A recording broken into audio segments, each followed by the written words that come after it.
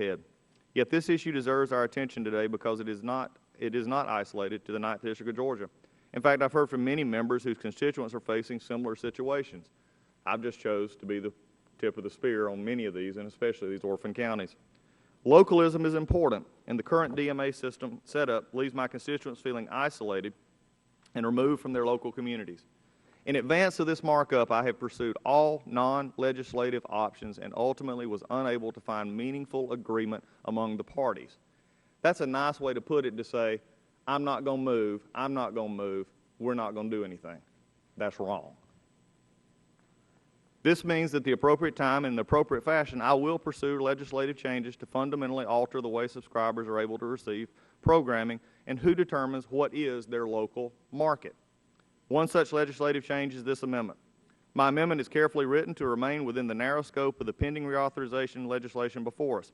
This amendment would remove the statutory barriers that prevent satellite companies from bringing in the programming from the in-state DMA to specifically those counties who are considered orphaned using the Section 119 mechanism. This amendment is not a carve-out just for my district. It is carefully crafted legislation change to address the nationwide problem of counties being orphaned from their states due to the outdated DMA model perpetrated by Nielsen. Consumers deserve choice. They deserve affordable options. They deserve access to the programming they believe reflects their local community. And I offer this amendment on behalf of my constituents in Elbert, Hall, Franklin, and Stevens counties. However, I recognize that this committee and the Energy and Commerce Committee will undertake a more thorough and deliberative reform process that addresses the underlying laws that created these orphan counties. The problem we have here is something that I mentioned in another hearing just recently, and that is that we're at the point of protecting business models at the expense of constituents. We're at the point of protecting, and I respect that. I respect each agency has to do what they feel is best in their own eyes.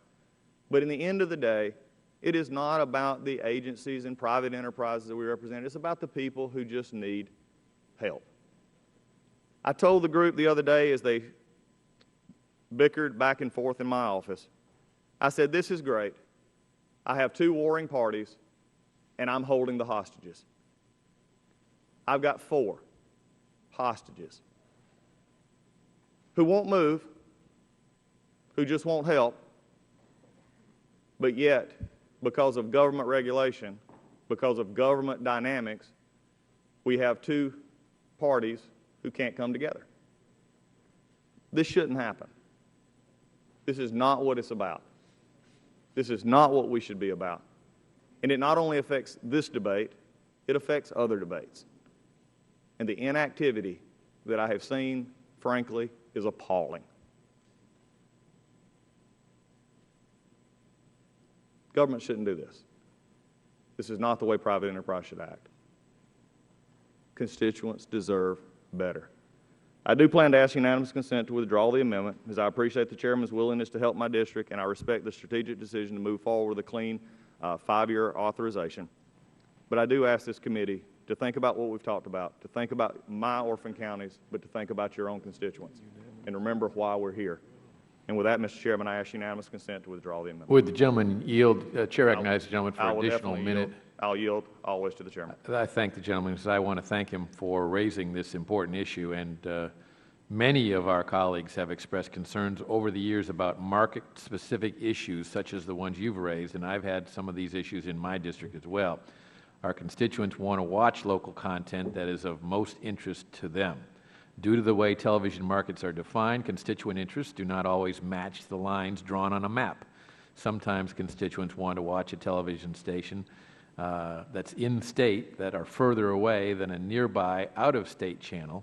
In other situations, the opposite may be true due to the locations of major employers or favorite sports teams. Regardless of where a line is placed on a map, there should be a better system to ensure that our constituents have choices in what they view, including watching in-state television networks. So I look forward to working with my colleague from Georgia and other members of the committee on either side of the aisle that are concerned about this issue to try to find a way to accomplish this as we move forward.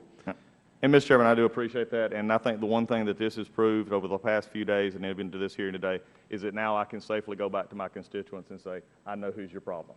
With that, I yield back. Chair thanks the gentleman.